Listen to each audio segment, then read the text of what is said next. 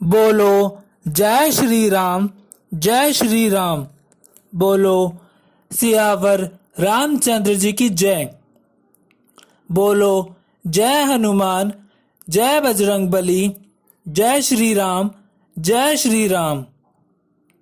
एक बहुत ही गरीब बालक था जो कि अनाथ था।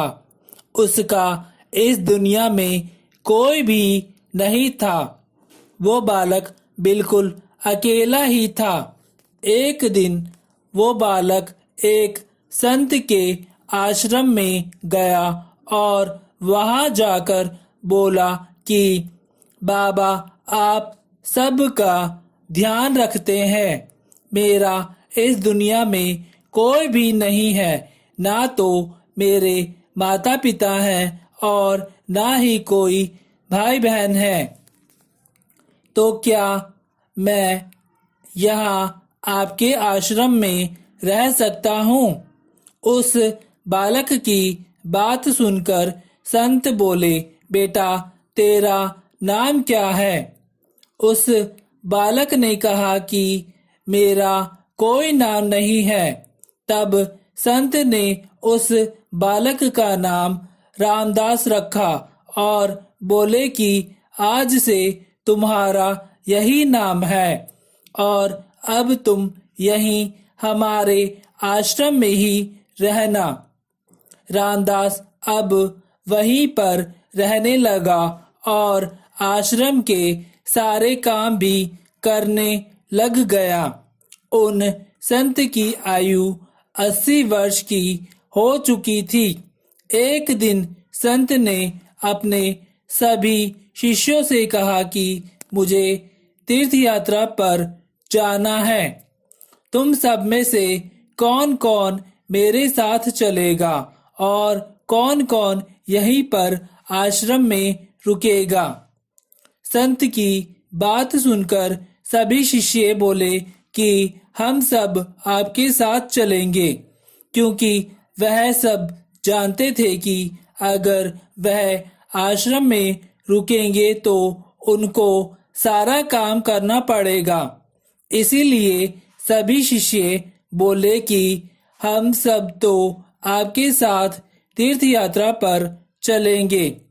अब संत सोच में पड़ गए कि किसको अपने साथ लेकर जाएं और किसको नहीं लेकर जाएं, क्योंकि आश्रम पर किसी का रुकना भी बहुत जरूरी था, क्योंकि आश्रम को ऐसे खाली छोड़कर नहीं जा सकते थे। बालक रामदास संत के पास गया और उनसे कहने लगा कि बाबा, अगर आपको ठीक लगे तो क्या मैं यहीं आश्रम पर रुक जाऊं? संत ने कहा, ठीक है, पर तुम्हें यहाँ पर रहकर आश्रम में काम करना पड़ेगा। आश्रम की साफ सफाई में भले ही कमी रह जाए, पर ठाकुर जी की सेवा में कोई भी कमी नहीं होनी चाहिए।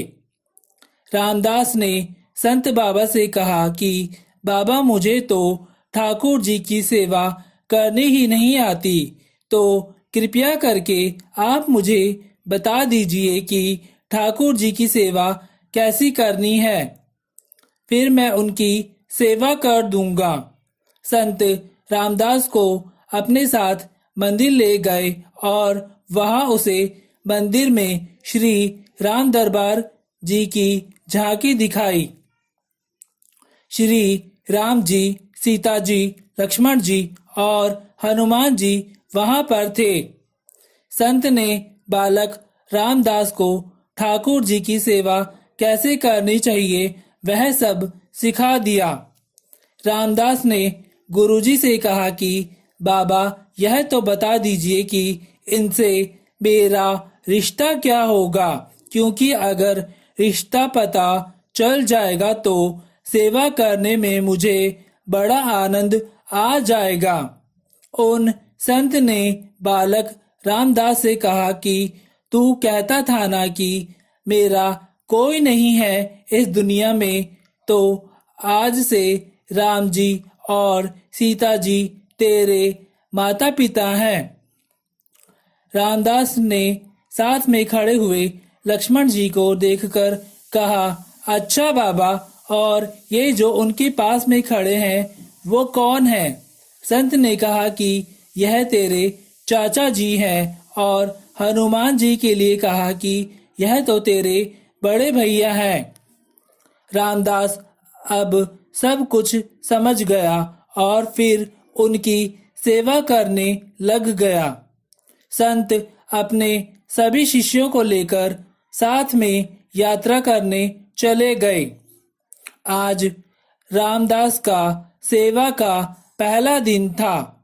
रामदास ने सुबह उठकर स्नान किया, फिर आश्रम की साफ सफाई की और भिक्षा मांगने के लिए चला गया। उसे जो भिक्षा मिली उसे लाकर फिर उसने भोजन तैयार किया। फिर भगवान को भोग लगाने के लिए मंदिर में गया। रामदास ने श्री राम जी, सीता जी, लक्ष्मण जी और हनुमान जी के आगे एक एक थाली रख दी और बोला कि अब पहले आप खाना खाओ, फिर मैं भी खाना खा लूंगा।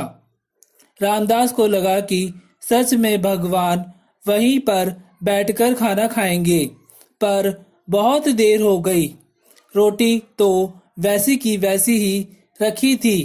तब बालक रामदास ने सोचा कि हमारा अभी नया नया रिश्ता बना है तो वह शर्मा रहे होंगे।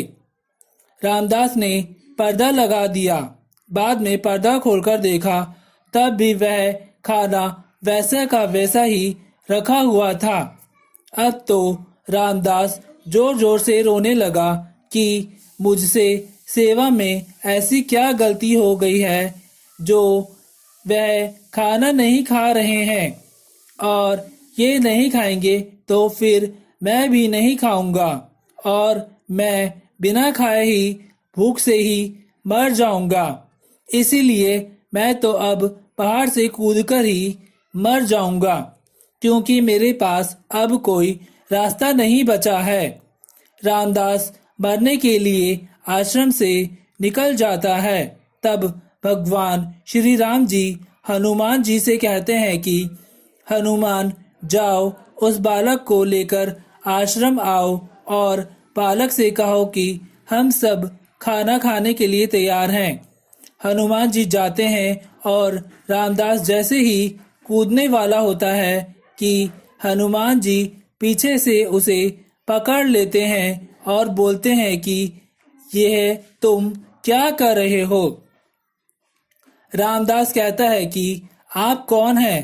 तब हनुमान जी कहते हैं कि मैं तेरा भैया हूँ, इतनी जल्दी भूल गए हो?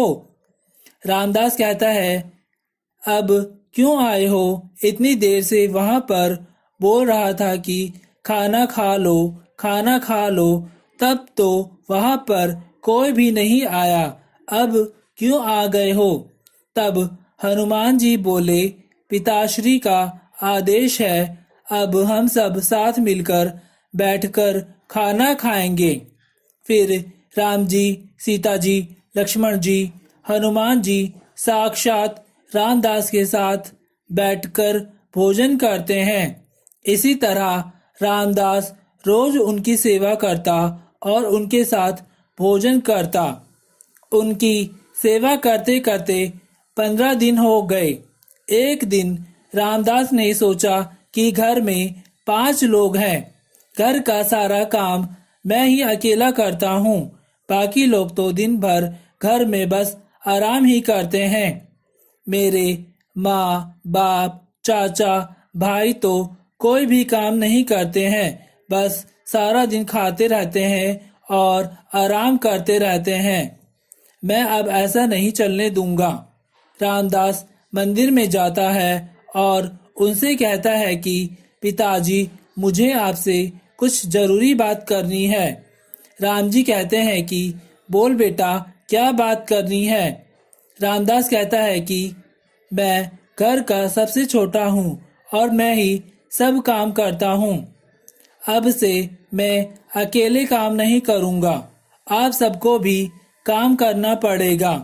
आप तो बस सारा दिन खाते ही रहते हो और बस आराम करते रहते हो और मैं काम करता रहता हूँ। अब से ऐसा नहीं होगा। राम जी कहते हैं, तो फिर बताओ बेटा, हमें क्या काम करना होगा। रामदास ने कहा, माताजी, सीताजी, अब से रसोई आपके हवाले हैं। आप खाना बनाओगी और चाचा जी, लक्ष्मण जी, आप घर की साफ सफाई करेंगे। भैया जी, हनुमान जी शरीर से बहुत मजबूत हैं, वह जाकर जंगल से लकड़ियां लेकर आएंगे। पिताजी, राम जी, आप बाजार से जाकर राशन लेकर आना। और रामदास अब घर पर बैठकर पत्तल बनाने लगा। सबने कहा, ठीक है, मैंने बहुत दिन अकेले सब काम किया, अब मैं आराम करूंगा। अब सभी साथ मिलकर काम करते हुए एक परिवार की तरह सब साथ में रहने लगे। एक दिन वो संत तीर्थ यात्रा से लौटकर आया तो देखा कि आश्रम तो एकदम शीशे जैसे चमक रहा है, तो वह बहुत प्रसन्न हुए। मंदिर में जाकर देखा कि मंदिर से सभी प्रतिमाएं गायब हो गई है। संत ने सोचा कि कहीं रामदास ने सभी प्रतिमा बेच तो नहीं दी। संत ने रामदास को बुलाया और पूछा, भगवान कहाँ गए हैं। रामदास भी एकदम से अकड़कर बोला कि मुझे क्या पता कि भगवान कहाँ है। हनुमान भैया जंगल से लकड़ी लेने गए होंगे, लक्ष्मण चाचा झाड़ू पोछा कर रहे होंगे, पिताजी राम पत्तल बना रहे होंगे, माता सीता जी रसोई में काम कर रही होंगी। संत बोले, ये क्या बोल रहा है? तुम्हें पता भी है कि तुम क्या बोल रहे हो? रामदास ने कहा, बाबा, मैं सच बोल रहा हूँ। जब से आप गए हैं तभी से ये चारों काम में लगे हुए हैं। तभी वो संत भागकर रसोई में गए और सिर्फ एक ही झलक देखी कि माता सीता जी भोजन बना रही है, श्री राम जी पत्तल बना रहे हैं और फिर वो सब गायब हो गए हैं और मंदिर में विराजमान हो गए हैं। संत रामदास के पास गए और बोले, आज तुमने मुझे मेरे ठाकुर जी के दर्शन कराए, तू धन्य है। और संत ने रो रो कर रामदास के पैर पकड़ लिए। रामदास जैसे भोले निश्चल भक्तों की भक्ति से विवश होकर भगवान को भी साधारण मनुष्य की तरह जीवन व्यतीत करने आना पड़ता है। बोलो जय श्री राम, जय श्री राम। बोलो सियावर रामचंद्र जी की जय। बोलो जय हनुमान, जय बजरंगबली, जय श्री राम, जय श्री राम। अगर आपने अभी तक मेरे YouTube चैनल लाजपत दोतानिया को सब्सक्राइब नहीं किया है तो जल्दी से सब्सक्राइब करके बेल आइकॉन की घंटी को ऑल पर सेट कर लें। इससे होगा ये कि मेरे YouTube चैनल पर कोई भी नई वीडियो के अपलोड होने की नोटिफिकेशन आपको तुरंत मिल जाएगी। अगर आपको वीडियो अच्छा लगा हो तो वीडियो को ज़्यादा से ज़्यादा लाइक करें, शेयर करें और एक बहुत अच्छा सा कमेंट करना ना भूलें। बोलो जय श्री राम, जय श्री राम। बोलो सियावर रामचंद्र जी की जय। बोलो जय हनुमान, जय बजरंगबली, जय श्री राम, जय श्री राम।